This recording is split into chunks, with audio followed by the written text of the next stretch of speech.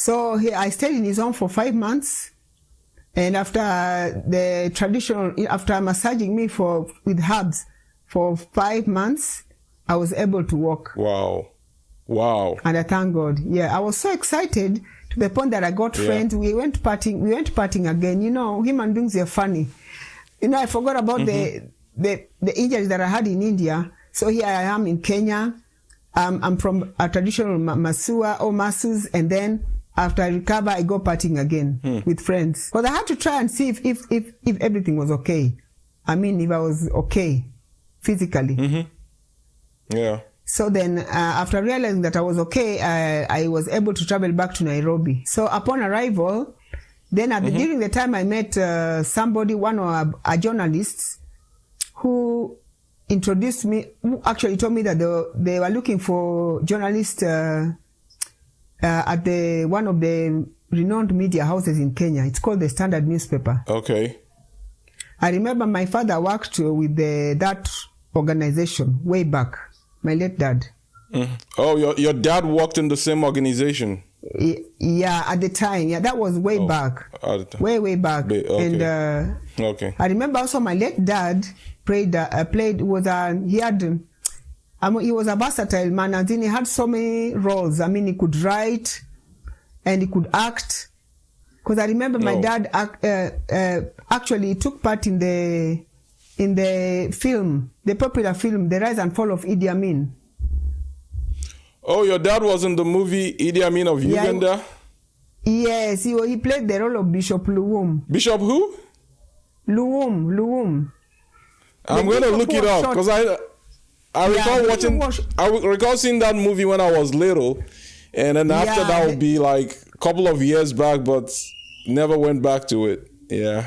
Yeah, the bishop was on the neck. Oh, the bishop that got on the leg. Yeah, he's called Bishop Luwum. That was your dad. Played. Yeah.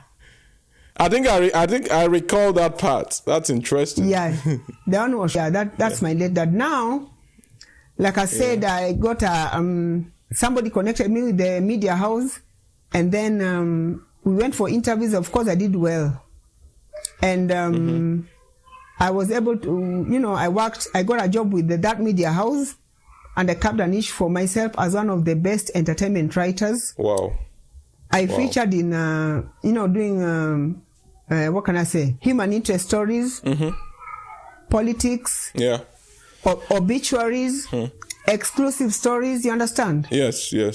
There are quite a number of stories. And during my tenure at that media organization, I was able to interview a number of musicians within and outside Kenya. Basically, all local musicians. I've interviewed most of them. Let me say like 90%. Kenyan musicians and the ones abroad. Like for example, in Nigeria, I was able to interview the likes of Wizkid, Flavor, just to name a few. And actors like Ramsey Noah and many others.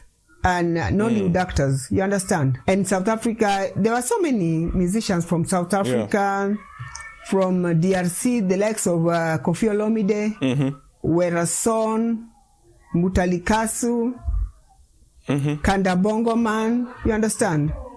Fally Ipupa. Basically, let me say all Congolese musicians. Yeah, pretty much like entertainment kind of thing. Yeah, that's interesting. Yes, I did. Yeah, and I carved a niche for myself as one of the best entertainment writers, and I thank God for it. Yeah. I was assigned to interview evil spirits and witch doctors at the time, and morticians and mortuary attendants. Yeah, that sounds like, a no-go area. Yeah. I was daring. Yeah. I was winning awards. So, I was daring. Unlike my colleagues, I was willing to do anything. I was assigned to interview witch doctors and evil spirits. Remember, I studied in India. Let me go back to my my primary education. I told you I went to a missionary school, which was believed to be, had spiritual issues. From there, I proceeded to India. What kind of spiritual issues did you find out in the school that you went to when you were little? During my stay there, I remember that time I was praying, and then after prayer, I slept, and then something hairy came and pulled my blanket. And my heart was beating so fast, so I had to jump into my neighbor's, to sleep with a fellow student. Yeah, it was. Yeah. It had hair all over it. I don't know. I've never understood to date. And students used to be found in the dormitory within the school compound. You understand? Really? Yeah. And there were spirits that used to move in the night.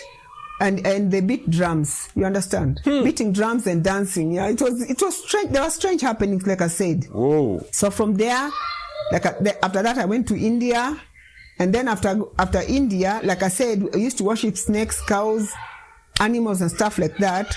And India is normally referred to as the center of the devil due to their nature of worship. You understand? Now I came back to Kenya and got a job with this media organization, and then I was assigned to interview musicians, like I said, and evil spirits and witch doctors, mortuary attendants and morticians. You understand? Yeah. Like it was more like a connection from this to this to that. Yeah. So after that, now I remember my very first assignment. The editor wanted to ask me if I'm sure that I wanted to talk to evil spirits. And I said, yes, I'm willing to do the interview for a witch. I'm willing to go to a witch doctor's den. It was within Nairobi. Yeah. A huge den. Okay. So we went there with my colleague. My colleague is late. So we went there he was a photographer. We went there, and upon arrival, we saw there were 7 pots full of blood. Yeah. 7 pots full of blood. Yeah, and they had straws, huge straws inside. Wow. So when I asked the witch doctor about the blood, he told me that was blood from animals. I do not know. I cannot argue because that's what he told me. But then he told me that was food for. He told me that was food for evil spirits. Food for evil spirit, blood. Yes. Wow. I was curious, and then he showed me briefcases. You understand? Full of money. They had millions, to be precise. What I saw at the witch doctor's den compared to what goes in the churches in terms of tithes, offerings, and stuff like that, you cannot compare with the amount of money that goes to the witch doctor's den. Wow. Yeah, so after they make that, good money too. They make a lot of money. And then there were other things like, animals, there were so many things that were taken to the witch doctor's den. The animal sacrifices they bring to them and stuff like that. Yes. Yeah, it's a lot. Yes. So after that, the witch doctors requested that we go back and come back after 1 week. I don't know why. So we went, and then a week later we came. He didn't give you guys reasons why he told you to go and come back in a week? He said that we are not ready. Oh, okay.